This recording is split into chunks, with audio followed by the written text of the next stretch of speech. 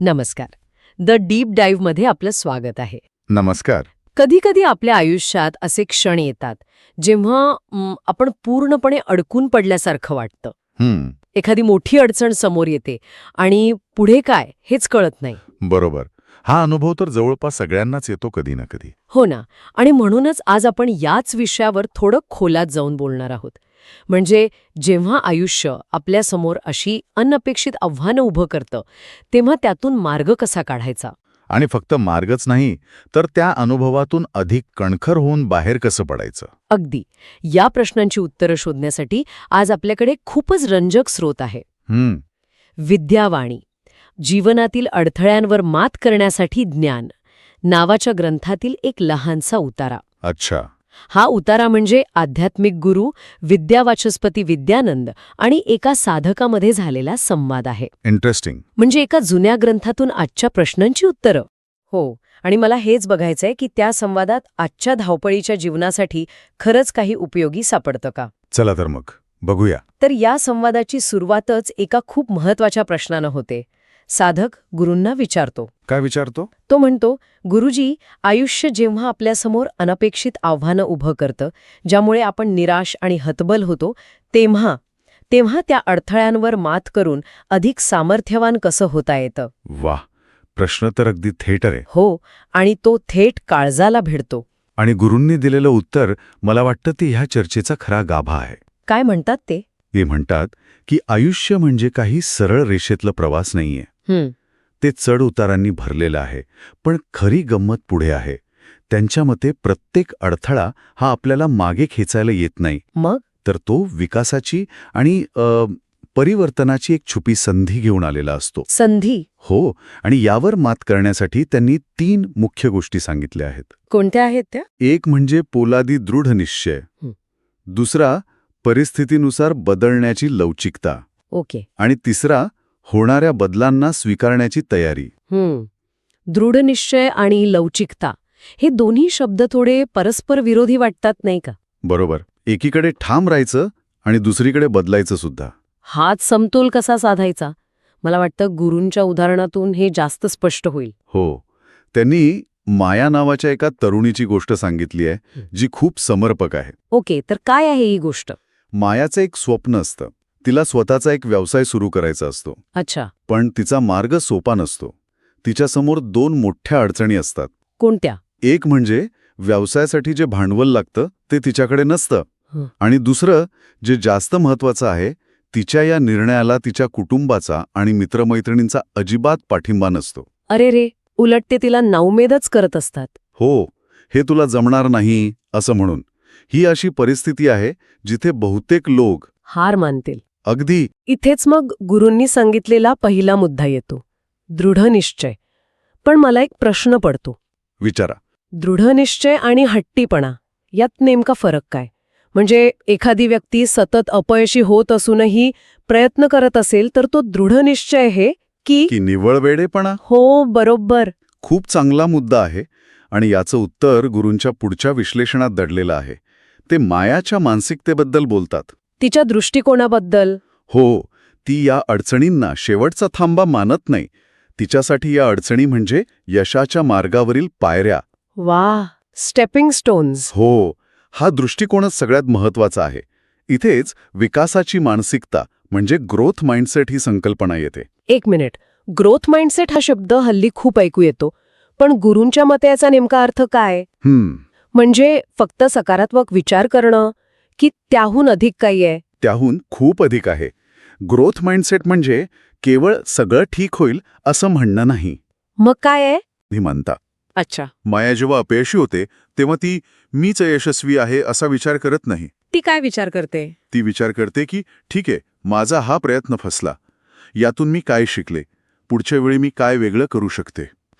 या उलट fix mindset असलेली व्यक्ती अपयशाला स्वतःच्या क्षमतेवरचा शिक्का मानते की मी यात चांगली नाही, त्यामुळे मी हे सोडून दिलेलं बरं. समजलं. तर मायाचा दृढनिश्चय हा आंधळा हट्टीपणा नव्हता. अजिबात नाही. तो शिकण्याच्या प्रक्रियेतून आलेला होता. ती प्रत्येक चुकीतून काहीतरी शिकत होती आणि स्वतःला अधिक चांगलं बनवत होती. अच्छा. म्हणजे दृढनिश्चय हा ध्येयाप्रती हवा, मार्गांप्रती नाही. अगदी बरोबर. ध्येय पक्क ठेवून मार्ग बदलण्याची तयारी ठेवणं. आणि इथेच मग दुसरा मुद्दा येतो, लवचिकता. परफेक्ट. हे दोन्ही मुद्दे एकमेकांना पूरक आहेत. मायाचं ध्येय निश्चित होतं की व्यवसाय सुरू करायचा आहे. पण जेव्हा पैशांची अडचण आली तेव्हा ती एकाच मार्गाला धरून बसली नाही, ती खचली नाही. तिने लवचिकता दाखवली. हो, तिने पर्यायी मार्ग शोधायला सुरुवात केली. जसं की स्रोतामध्ये उल्लेख आहे क्राऊड फंडिंग आणि गुंतवणूकदार. अगदी तेच. क्राऊड फंडिंग म्हणजे इंटरनेटवरून अनेक लोकांकडून थोडी थोडी आर्थिक मदत मिळवणं. बरोबर.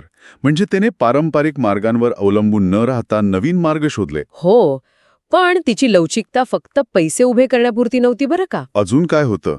तिला हेही कळालं होतं की तिच्याकडे व्यवसायाचं स्वप्न आहे, पण ते चालवण्याचं ज्ञान आणि अनुभव तो नाहीये. बरोबर. त्यामुळे तिने मदतीसाठी हात पुढे केला. तिने अनुभवी उद्योजकांना आपले मार्गदर्शक म्हणजे मेंटॉर बनवलं. हां, त्या क्षेत्रातील तज्ज्ञांकडून सल्ला घ्यायला सुरुवात केली.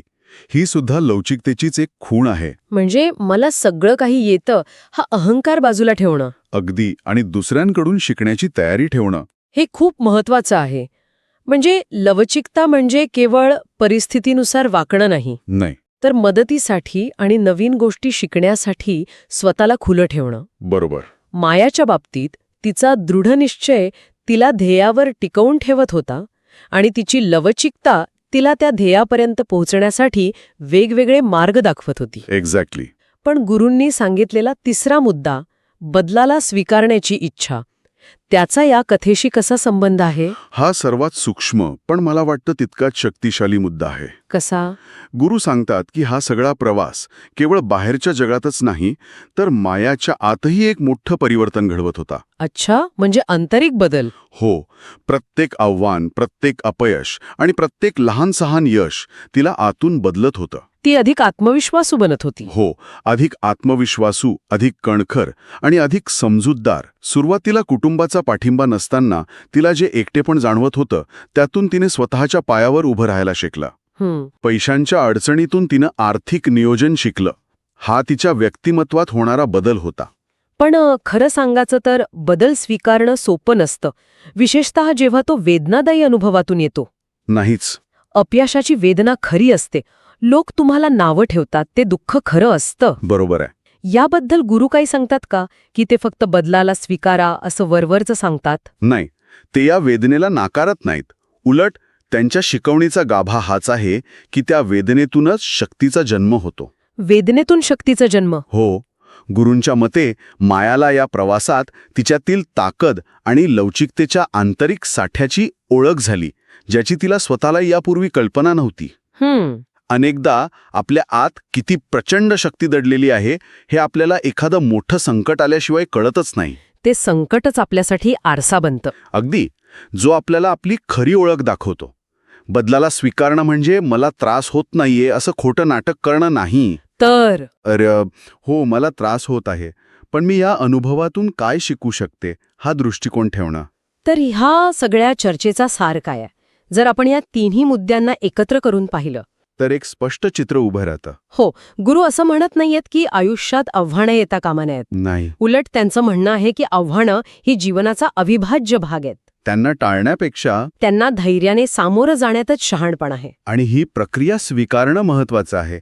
म्हणजे यशासोबत अपयशाचाही स्वीकार करणं. हो, स्वतःच्या क्षमतेवर विश्वास ठेवणं आणि संपूर्ण प्रवासाला आपलंसं करणं.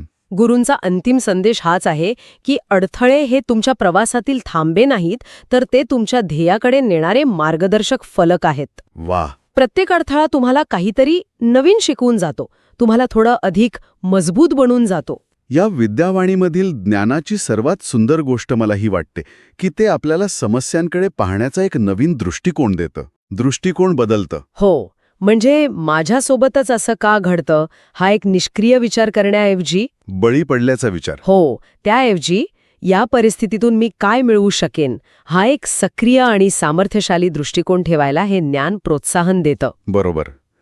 सगळा खेळ अडथळा या शब्दाला आपण काय अर्थ देतो यावर अवलंबून आहे.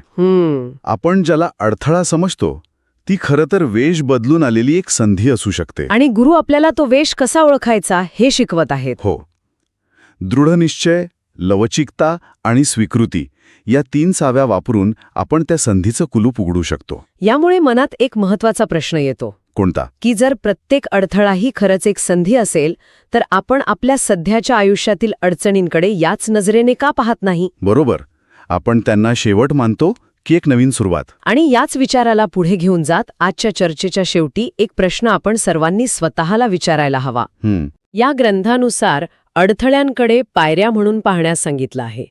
तर विचार करण्यासारखा प्रश्न हा आहे की सध्या आपल्या जीवनात असं कोणतं संकट किंवा अडचण आहे? हो, ज्याकडे आपण एक संधी म्हणून पाहू शकतो. कदाचित ते नोकरीतलं आव्हान असेल, नात्यांमधला तणाव असेल, किंवा एखादी आर्थिक अडचण. जर आपण त्या संकटाचं नाव बदलून त्याला संधी असं लेबल लावलं तर काय बदलेल? आणि त्या संधीचा पुरेपूर फायदा घेण्यासाठी उचलले जाणारे पहिले अगदी लहानसे पाऊल कोणते असेल? या प्रश्नावर नक्की विचार करा. आजच्या चर्चेत इथेच थांबूया.